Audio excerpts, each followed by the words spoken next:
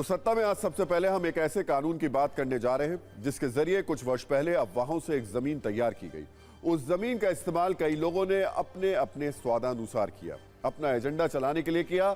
मजहबी एजेंडा जीवियों ने इस कानून पर भ्रम के डोरे डाले, जिसकी वजह से बड़ी संख्या में लोग कानून और उसके मकसद को ठीक से पढ़े और जाने बगैर ही इसका विरोध करने लगे। वोट वाली सियासत हो या आंदोलन का किसी पैने हथियार की तरह सेलेक्टिव इस्तेमाल, हर मोड़ पर इस कानून को चोट पहुंचाई गई और जानकारी के अभाव में भ्रम बढ़ता गया। इस कानून का नाम है CAA। नाम तो सुना होगा और याद भी होगा आपको। इस कानून के सामने सेलेक्टिव मजहबी एजेंडे का पहाड़ खड़ा हो गया था, इसलिए इसे लागू करने का काम रुक गया था। लेकिन अब इस कानून के लागू होने की आहट फिर से सुनाई दे रही है और नागरिकता संशोधन कानून की इसी आहट के साथ सियासी माहौल भी बनने लगा है। आज इसी पर हमने सत्ता की एक ऐसी कुंजी तैयार की है जो इस देश के हर नागरिक को देखनी चाहिए, क्योंकि इस कुंजी में अफवाह नाशक तथ्य हैं। दरअसल सरकार के सूत्रों के हवाले से एक बहुत बड़ी खबर सामने आई है, जिसके बाद सवाल उठ रहे हैं, क्या सरकार ने नागरिकता संशोधन कानून लागू करने की तैयारी कर ली है? क्या देश में लोकसभा चुनाव से पहले नागरिकता संशोधन कानून लागू हो सकता है? और क्या इसके लिए चुनाव से पहले ही नागरिकता संशोधन कानून के नियम अधिसूचित हो जाएंगे? अब इन सवालों की वजह क्या है, उसे भी समझ लेते हैं। सरकार के सूत्रों के अनुसार नागरिकता संशोधन अधिनियम के नियम लोकसभा चुनाव 2024 के ऐलान से काफी पहले अधिसूचित कर दिए जाएंगे। सरकार जल्द ही CAA के लिए नियमावली जारी कर देगी। एक बार फिर नियम जारी होने के बाद कानून लागू किया जा सकेगा और नियमों के तहत पात्र लोगों को भारतीय नागरिकता भी दी जा सकेगी।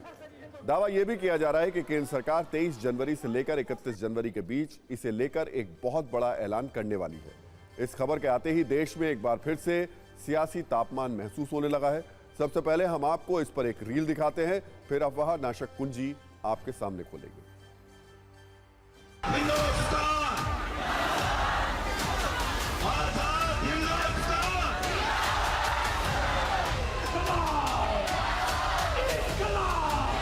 सरकार ये कानून 5 साल पहले लाई, आज कानून को क्रियान्वित करने जा रही है। पर ये जो बुनियादी मसला है वो तो उच्चतम न्यायालय के सामने अभी भी खुला है कि क्या धर्म एक्स्ट्रा टेरिटोरियली या टेरिटोरियली नागरिकता का आधार हो सकता है या नहीं।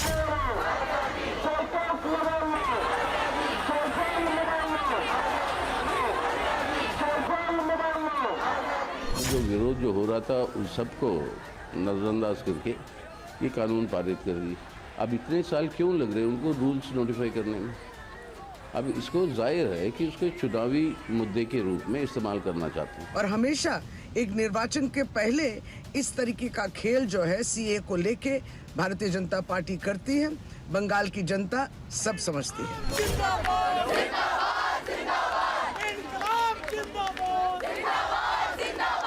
कई बार होता है कि हर चीज़ जो है गुब्बारा जैसा छोड़ दिया जाता है, उसी पे सब बयानबाजी आने लगता है, लेकिन होता कुछ नहीं। अब चुनाव आएगा तो इस तरह के मुद्दे आएंगे, हिंदू मुसलमान मंदिर मस्जिद, और कोई मुद्दा है क्या? भारत के संविधान के हिसाब से आप नागरिकता को कभी किसी धर्म से नहीं जोड़ सकते।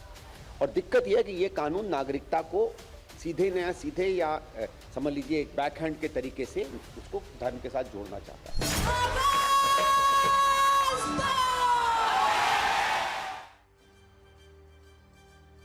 दरअसल जिस कानून के आधार पर भ्रम फैलाकर वर्ष 2019 में एक आंदोलन खड़ा किया गया, आज उस कानून को लेकर एक तथ्य हम फिर से अपने न्यूज मित्रों को बताना चाहेंगे और ये बात सबको नोट कर लेनी चाहिए कि CAA नागरिकता लेने नहीं बल्कि नागरिकता देने का कानून है।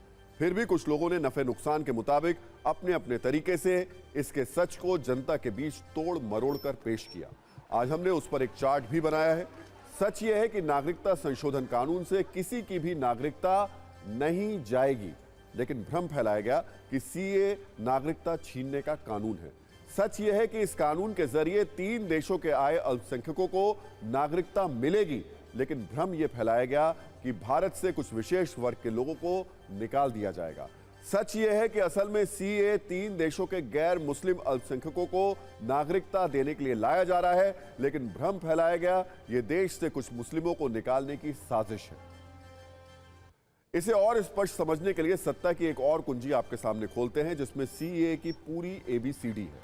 नागरिकता संशोधन कानून 2019 में 3 देशों के प्रवासियों को भारत में नागरिकता देने का प्रावधान किया गया है। ये देश हैं पाकिस्तान, बांग्लादेश और अफगानिस्तान।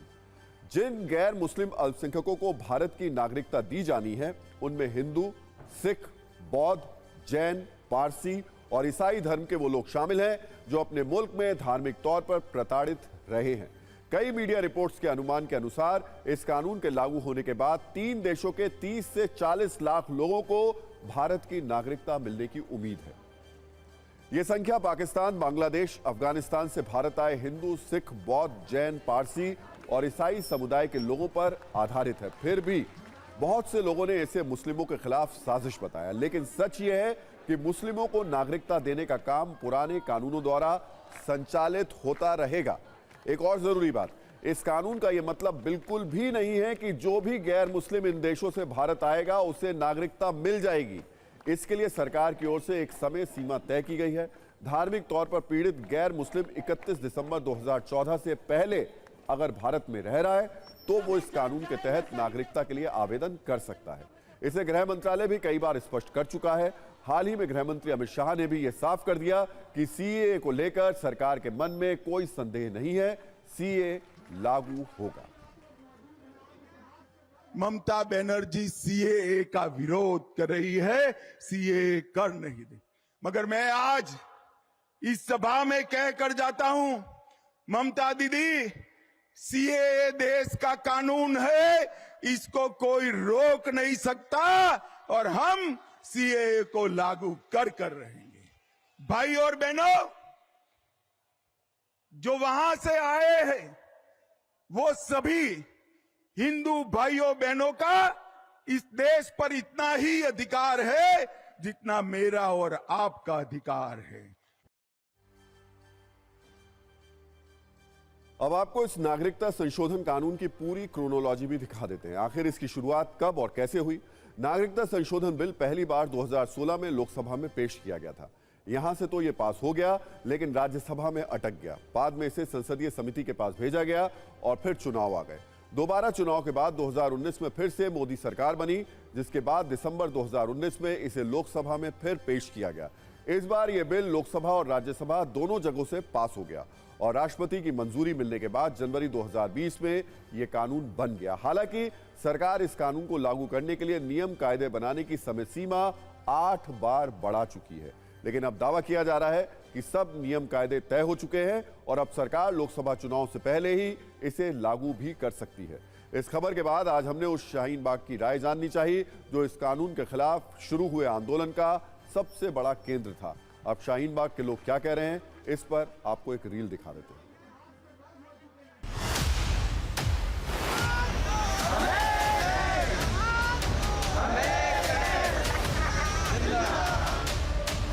केंद्र सरकार जल्द ही सीएए यानी नागरिकता संशोधन अधिनियम लागू कर सकती है और जानकारी ये मिल रही है कि इसी महीने इसे लेकर अधिसूचना जारी की जा सकती है। अब इस पर शाहीन बाग इलाके में रहने वाले लोग क्या सोचते हैं, ये जानने के लिए मैं शाहीन बाग इलाके में हूँ।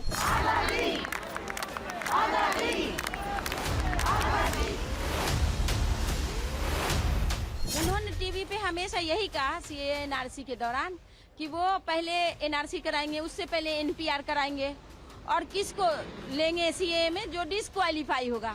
तो अभी तो न एनआरसी हुआ न एनपीआर हुआ। नहीं चलेगी, नहीं चलेगी।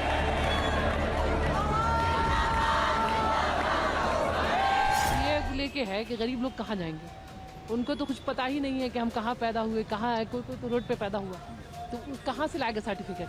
सरकार बना के हम लोग को दे, उसके बाद आए हम पर चढ़ाई करे तो चलेगा। ऐसे थोड़े चलता है। हम लोग पहले भी बैठे हैं, आज भी बैठेंगे। अगर सरकार ऐसा करेगी तो फिर हम लोग फिर चढ़ाई करेंगे।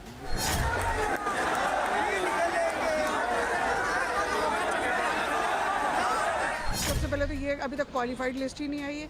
कौन कौन क्वालिफाई है? क्या किसी के पास एनआरसी सर्टिफिकेट है? आपके पास या मेरे पास, किसी के पास भी क्या नेशनल हम हिंदुस्तान का सिटीजनशिप सर्टिफिकेट है? आज तक जब आप सर्टिफिकेट ही नहीं दे पाए तो आप डिस्क्वालीफाइड लिस्ट कहाँ से निकालेंगे?